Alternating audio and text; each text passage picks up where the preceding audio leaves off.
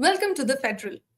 Karnataka Deputy CM DK Shivakumar has reignited the leadership battle by publicly acknowledging his CM aspirations mid-term. With Siddaramaiah refusing to yield, Congress faces its biggest internal test since winning the state. But will the High Command intervene? To talk more on this, I have Chambi Puranik, the political analyst and former professor of political science at the University of Mysore. Welcome, sir. Namaskar, namaskar. Sir, my first question to you is that with Shivakumar openly acknowledging his CM aspirations, and we've been listening about it for a while Siddaramaiah has just completed 1.5 years of his term, do you think it indicates a crumbling of the 2023 power sharing understanding? I don't think it's like it should be viewed as crumbling. It's only a matter of time.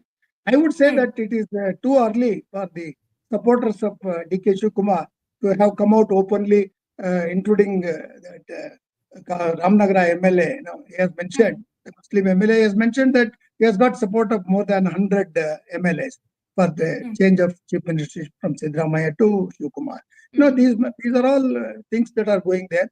And I think, the hurry or pressure from Shivakumar's side is that many of his aspirants have not been given a plum post, whether it is in the ministry or in the appointment to the corporations and the commissions and all that, those whatever political rehabilitation tactics that all political parties, including BJP, have been doing. So it's only for power, sharing of power, or, they want to be in the public life so that they can also take advantage of the political situation, not in the best interest of the people of Karnataka or anybody. They are interested in self-aggrandizement, or you can say they are trying to promote their own constituency and their own relevance in their particular constituency and all that. So these are all the hard realities, which are unfortunate. Most, though they are a little bit feudal and undemocratic, but these are the ground realities which you and me cannot, or the viewers cannot help it. Because we have seen mediocres occupying high posts, not only in the state assemblies,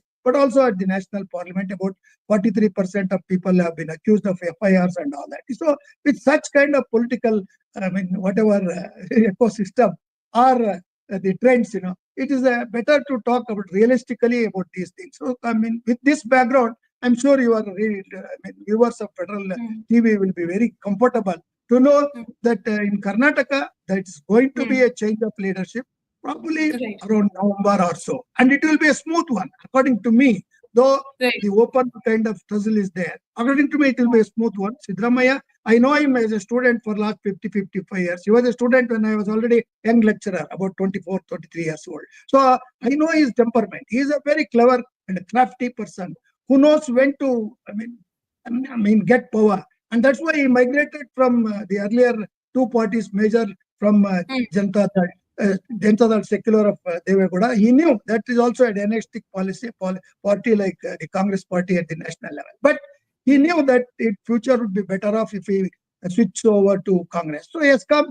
So he himself has called him as a chief minister accidental, or himself has said that I am a lottery chief minister. So like a lottery, because Shivakumar is the original hardcore congressman right from his younger days, after whatever the kind of background that he had. So these are all, office makes the man. You see the kind of situations that the political dynamics take place in India, that even the mediocres become very clever politicians, if not they are intellectually or so in terms of public image and all that. But in this context, I'm consistently telling all channels, including your channel, that there is going to be a smooth change of power, transfer of power. So between Siddaramaiah and DK Shivakumar, that bonhomie is still there. Though DK Shivakumar has to learn many things, because he is very crude and he is also a little bit arrogant. He is not polished, unlike Siddaramaiah, who tries to appease or tries to keep the flock together. So that particular thing is a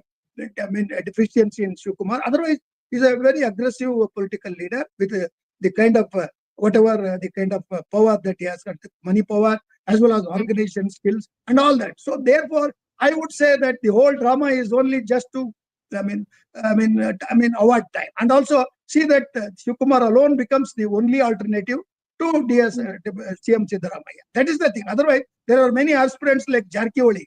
the backward class Hmm. man, and also Hmm. scheduled caste man whom Siddaramaiah defeated in the previous election of 2013, G. Hmm. Parameshwar, who is the home minister. So like that, there are many people who are not only disgruntled but aspirants. But they put up a show saying that we are all with Siddaramaiah. Congress government is going to be, yes, Congress going to be stable for 5 years. Both Siddaramaiah and Shivakumar have mentioned. But how long Siddaramaiah will continue as chief minister? There are many things which I will unfold as you go on putting questions.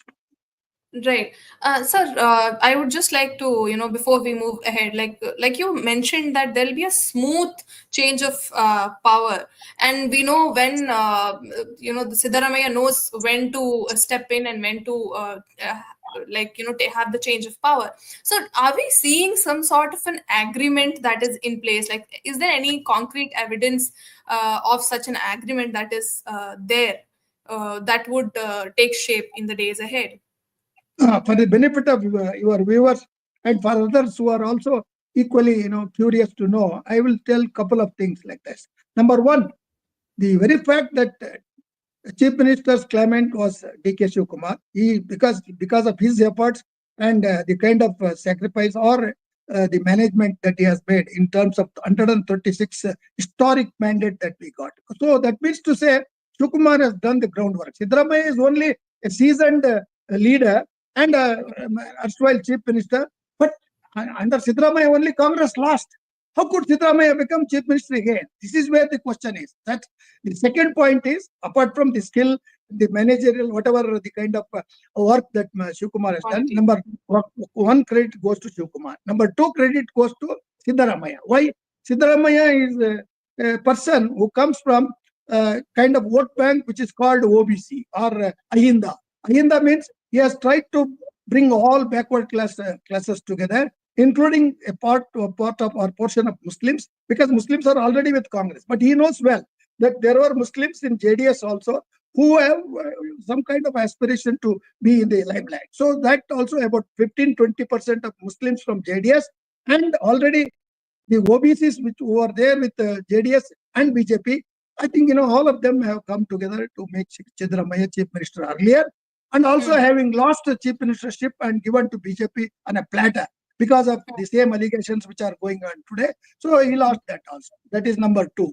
Number three, the very fact there is only one deputy chief minister. You must know that there is only one deputy chief minister in a party which has got very capable leaders, 5 to 6 leaders who can become chief minister and do better work than these people or equally better work like that. So that is Hmm. the third thing that you should know. That means he has not allowed any other person of backward, SC or minority or this or that major community to be the Yeah. deputy chief minister. So himself, D.K. Shivakumar has managed to that. And also, fourthly, the High Command knows who has done the real kind of sacrifice and work. Siddaramaiah is only a factor of unity because he is vast expertise in terms of administration. He has given 16 to 17 budgets, and also he is a very shrewd politician. He knows how to keep groups together, and also he has got seniority age-wise. He can call anybody by singular name other than the high command people. These kind of qualities which Shivakumar lacks. So that's why Siddaramaiah is continuing. And also that is this trump card. The very fact that he has got all such qualities of bringing different groups together, telling them that if I am there, all of you or your children will become future leaders of the Congress party. If D.K. Shivakumar is there, nobody knows what he is going to do because D.K. Shivakumar's very temperament, apart from his whatever the kind of aspiration to be chief minister, they are there. Definitely he will be a workable or a person who will deliver goods. But my point is the third point of not allowing anybody else to become deputy chief minister. That is another reason. Fourth one, always consistently, Mr. Mallikarjun Kharge, the national president of Hmm. Congress, Yeah. has been telling, he is a spokesperson. Actually, he is speaking the words of Sonia Gandhi and Priyanka Vadra. And also, Rahul is not in a position to fully agree with changeover, but he also knows that Shivakumar cannot be denied that post. Otherwise, Congress has no future. Now it is now or never for D.K. Shivakumar. I'm telling you. Why? If he loses this chance, nobody knows what will happen in 2028. It may be reduce the minority to status to Congress also, which has happened. So in politics, the fluidity and the political kind of maturity that the people of Karnataka have shown in changing the parties, from BJP or to Congress or JDS. The third factor the fourth factor that you should know is it is JDS which has made Chief Minister Siddaramaiah to acquire power. Why? JDS did not allow him to become Chief Minister, though he was Deputy Chief Minister in the previous governments. He had all the aspirations now. So he knew that that's why I will switch over to Congress. I will take the entire vote banks of OBC to Congress. So therefore, Congress will definitely give me that chance. So he has become an inevitable Chief Minister for Congress for the present, not in the previous. 2013 he was needed, and that helped. After all, he has served for 5 years. Now another 2.5 years. I think it's a great opportunity to serve the people of Karnataka. And also, D.K. Shivakumar will not keep quiet. He has gone to Chamundi Hills and prayed before the goddess. And what he has said outside, 2 sentences.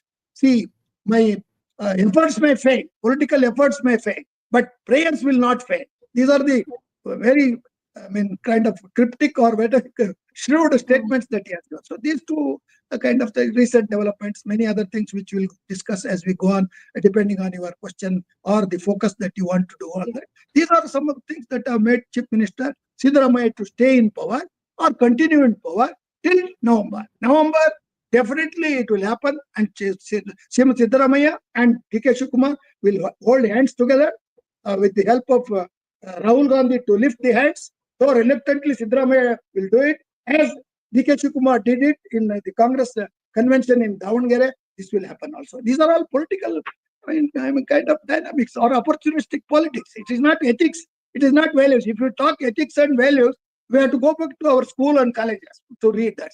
The whole politics is not only dirty, but also the kind of expediency. The political expediency is a kind of reality that we see in Karnataka, and that's how I look at it as a very senior professor who has taught political science, international affairs for 40 to 50 years.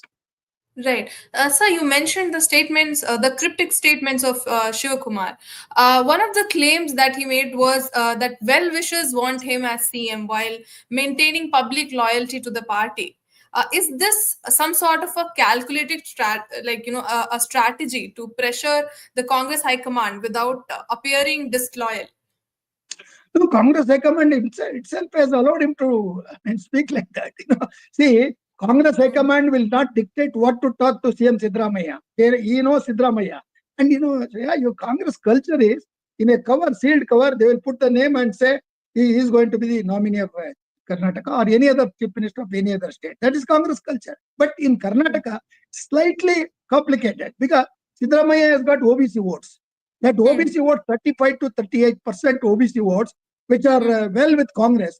It's in the 2028 elections. If Shivakumar is, allowed to be deputy chief minister, Siddaramaiah is continuous, it will be there. Otherwise, it will split. It will go to all the three parties, more so to JDS. So the third beneficiary will be Kumar Swamy of JDS, because if we get 30 to 35 MLAs, because in many of the constituencies, you must know the statistics, between 2 to 5,000, he has lost about 19 seats. So that itself shows there is a kind of, political polarization that is taking place in Karnataka. And as I said, Karnataka people, you should not compare them with North or Central or any part of India, because they are very shrewd, very realistic, and also pragmatic. They know whom to elect, whom to select, whom to reject. That is how it looks like. So Shivakumar's, whatever statements he's making in a very, not so aggressive, but in a very calculated kind of statements he's making, it's all because he knows the High Command has assured him and allowed him to be deputy chief minister, one and only, and also wait for his time. And that time now is coming, but they're in a hurry. The kind of pressure he is putting on his own supporters in the Congress, that is only because those people, they want to be in power. They will say, we were the first to openly side with you, in spite of notice given by the Congress or Congress party. So these are all kind of political things that I don't think anybody can rule out also. These are also common sense kind of assessment one can make also. It's not rocket science. Right. Sir, you mentioned how the others would benefit. Like, I mean, Congress won Karnataka by presenting united leadership. So BJP is closely watching the feud that is, being indicated. So could the Congress High Command's delayed intervention lead to some sort of a potential defections or instability in the government, in the Karnataka government? I don't think BJP has got such tall leaders who can Mm-hmm. bring a split in Congress party. I don't think, because they're in the combine between JDS and BJP. Chief Minister capability or the kind of candidate image is Kumar Swamy. If that happens, BJP has an edge over Congress. Otherwise, BJP, it's already they are fighting against Vijayendra. He's very young, and Yatnal and all senior people, they are also got in kind of controversies, and they are not also having they are all district leaders. At least Vijayendra has got the high command of Sonia Gandhi and Rajiv Gandhi and Indira Gandhi. He has got the Right. blessings of his father, Yediyurappa. So Yediyurappa controls about or influences about 19 to 20% of Lingaites. That's a solid vote bank. Otherwise, BJP would not have been in power. If JDS Kumar Swamy had given 2020, what you mentioned, that was there earlier. That agreement, he broke. So he lost power forever. So as a third party, he came chief minister, and then again those defections happened. So that means the present system where the Congress party has got 136, I think it's very difficult to bring a split. Even if 20 people go, I think Congress and DK Shivakumar are in a position to retain power and complete a 5-year term in the Karnataka state. That's how I look at it also. Right, sir. So thank you so much for sharing your insights on this. We'll have further discussions as we see what unfolds for Congress in Karnataka. Thank you so much for joining us.